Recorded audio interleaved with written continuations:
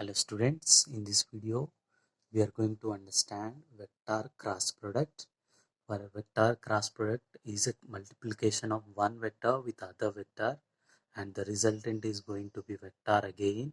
So as the resultant is a vector, the resultant contains both magnitude as well as direction. To understand the magnitude and direction of a resultant in case of cross product, we need to understand a screw function, the operation of a screw. So first we'll try to understand how a screw works. So let us have a glance at the screw. A typical screw appears like this, right?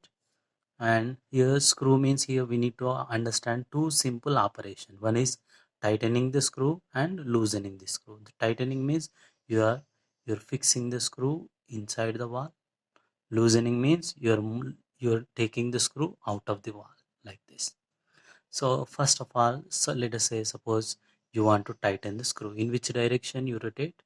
I just placed a blue dot on the tip of the screw. You can see that. Suppose you want to tighten the screw, you rotate screw like this, right? That means in which direction it is rotating? Clockwise direction. So when you rotate the screw in clockwise direction, the tip of the screw moves inside. That means this tip of the screw moves inside. You're tightening. Okay, so I just represented the same thing in terms of coordinate system. Let us say this paper horizontal side represent x-axis, vertical represent y-axis.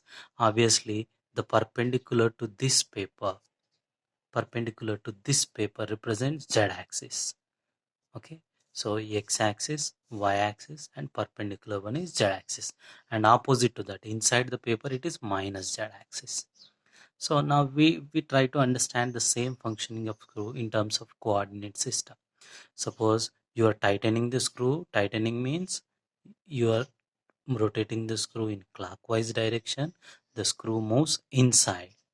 So this the tip of the screw moves inside the wall means in which direction it is moving? Minus z axis. So finally we can say that when you rotate the screw in clockwise direction, it moves in minus z-axis direction. The tip of the screw moves in minus z-axis. That means into the wall. In a similar way, suppose you want to loosen the screw. Screw is already fixed there and you want to take it out. When you want to take it out, in which direction you rotate? The screw is like this. You rotate like this. So the screw comes out of the wall now, perpendicular to this.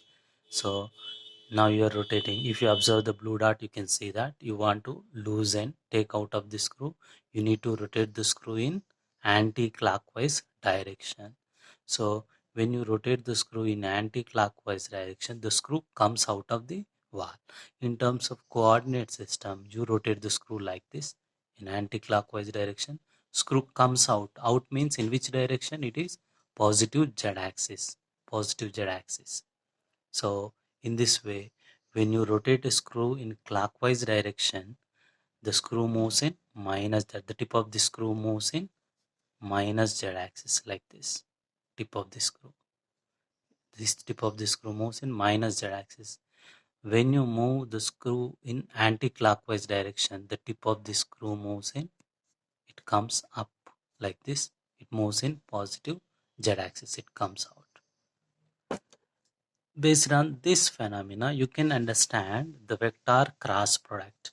The vector cross product means here we multiply two vectors using cross product, and the resultant going to be a vector quantity. Cross product, for the indication of cross product, we keep cross between the two vectors, a bar cross b bar.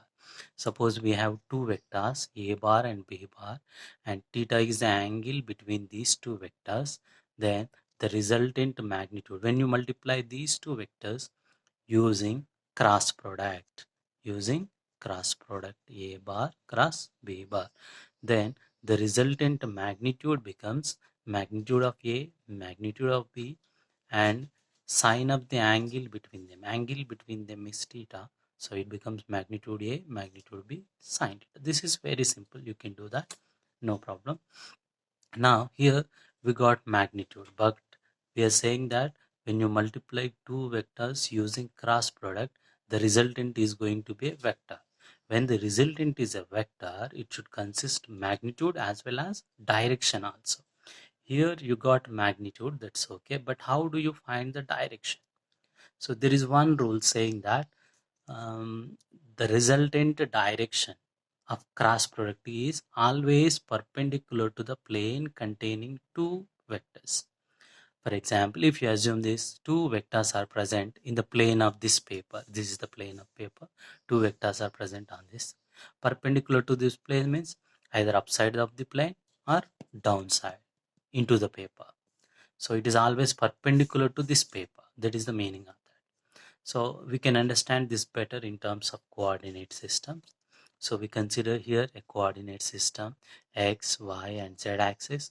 Now we represent a bar cross b bar.